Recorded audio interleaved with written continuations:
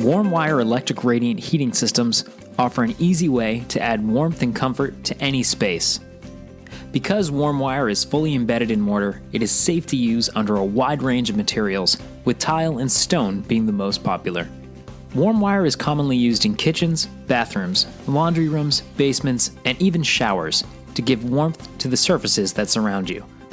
The majority of a WarmWire system can be installed by the average homeowner. However, the power supply wiring from the electrical panel should be performed by a qualified electrician.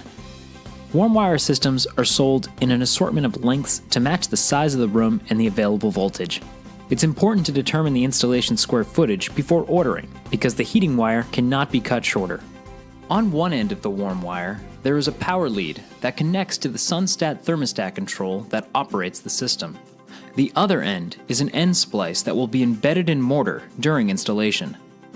At the transition from the power lead, there will be a cold lead splice. Both the cold lead splice and the end splice must be embedded in mortar during installation. Cable straps are used to secure the wire at a safe spacing for your application. The SunStat floor sensor, included with your thermostat, is embedded in mortar between the heating wires.